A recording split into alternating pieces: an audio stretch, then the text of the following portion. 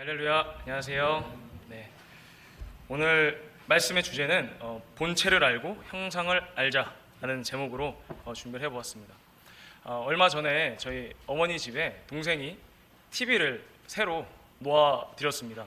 그래서 참 기특한 동생인데 그 동생이 이제 스마트 TV로 이제 놓아준 거예요.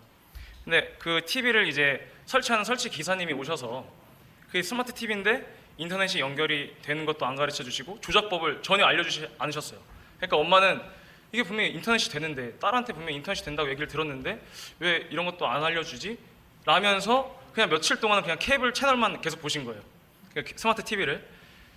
근데 이제 제가 그 소식을 듣고 조작법을 가서 알려드렸죠.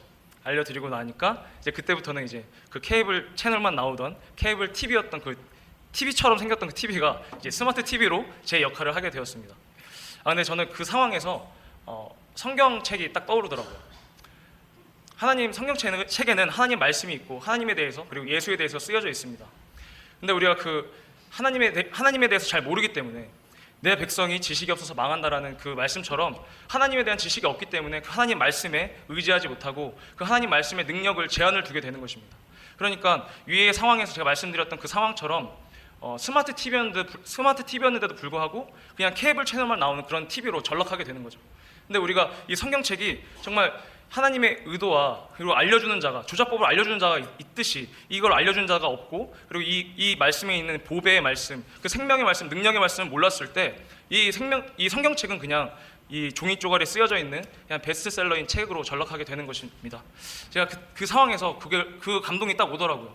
그래서 그 순간 성경책을 가지고 이제 어머니와 함께 말씀을 상고하는 시간을 가졌습니다. 그래서 오늘 그 어머니와 함께 말씀을 상고했던 그 말씀을 여러분들과 함께 나누고자 합니다. 네, 요한복음 1장 1절. 요한복음 1장 1절 같이 읽어보도록 하겠습니다. 시작. 태초에 말씀이 계시니라. 이 말씀이 하나님과 함께 계셨으니 이 말씀은 곧 하나님이시니라. 여기서 말하는 태초는 창세 이전의 태초겠죠. 그리고 말씀이 계시니라. 누구와? 하나님과 함께 계셨어요. 여기서 함께의 의미는 플러스의 의미보다는 곱하기의 의미가 더 강합니다. 그래서 함께 1 플러스 1이 2가 되는 것이 아니라 하나로 계셨다라는 뜻이에요. 그래서 말씀은 곧 하나님이시고 이 말씀은 살아있습니다. 이 말씀이 생명력이 있고 운동력이 있어서 우리 영혼에 생명이 되고 우리 영혼에 양식이 되는 것입니다. 하나님의 말씀은, 하나님은 살아계시기 때문에 전지전능하시고 못하시는 것이 없으세요. 하지만 딱 한 가지 못하시는 게 있다면 거짓말입니다. 근데 우리는 그 하나님의 말씀을 믿는 거잖아요. 그 약속하신 그 말씀을 붙잡고 우리가 기도하는 거잖아요. 그런데 몇몇 사람들이 기도를 하실 때 십자가를 떠올리고 또는 예수님의 형상을 떠올리고 아니면 하나님의 형상을 만들어서 떠올립니다. 이 말은 한참 잘못돼도 너무나 잘못됐어요. 그래서 이렇게 기도를 할 때 내가 어떤 것에 의지하고 무엇인가를 떠올리고 있다는 것이 큰 오해입니다. 그 오해를 좀 벗겨내기 위해서, 리폼하기 위해서 한번 이야기해 보도록 하겠습니다. 십자가는 뭐예요?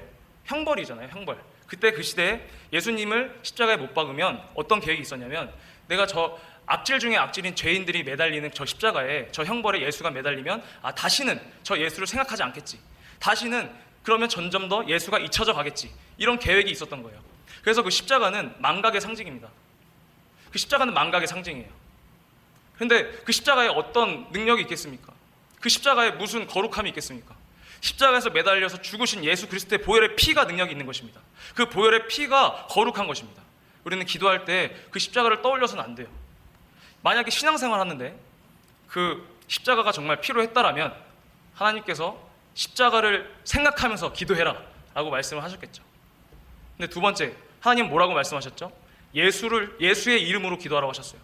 우리는 예수를 떠올리긴 합니다. 무의식적으로, 의식적으로. 왜? 우리가 책으로도 많이 봤고 그림으로도 많이 보고 영화로도 많이 봤기 때문에 예수님을 떠올리라고 하면 장발에, 그리고 얼굴이 하얘서 눈은 파란색에, 그리고 눈동자가 깊고 잘생긴 그런 배우를 떠올리시는 분들도 계시죠. 또는 얼굴이 까마잡잡하고 그리고 머리가 곱슬머리에 키가 작고 수염이 덥수룩하게 나 있는 중동 사람을 떠올리시기도 합니다. 하지만 예수는 서양인도 아니고 아시아인도 아닙니다. 동양인은 더더욱 아니겠죠. 예수는 우리를 구원하신 구세주시고 만유를 창조하신 창조주십니다. 우리가 신앙생활 할 때 정말 그 예수의 형상과 그 모습이 정말 필요했다면 하나님께서는 그때 그 시대에 그 얼굴과 그 형상이 보존될 수 있는 이 시대에 예수님을 보내셨을 거예요. 근데 그 시대에 보존될 수 없이 우리가 상상할 수도 없는 그 생김새가 우리가 알 수가 없잖아요. 예수님의 얼굴을 정확하게 묘사하고 그리실 분이 계십니까? 아무도 없습니다. 우리는 예수 이름으로, 하나님께서 우리에게 예수 이름을 주신 거예요. 그 예수 이름을 기억하라고 하신 거예요. 예수님의 형상을 기억하라고 하신 게 아니라 우리의 믿음과 우리의 신앙은 그 예수의 이름에 있습니다. 자, 빌립보서 2장 5절 보시면,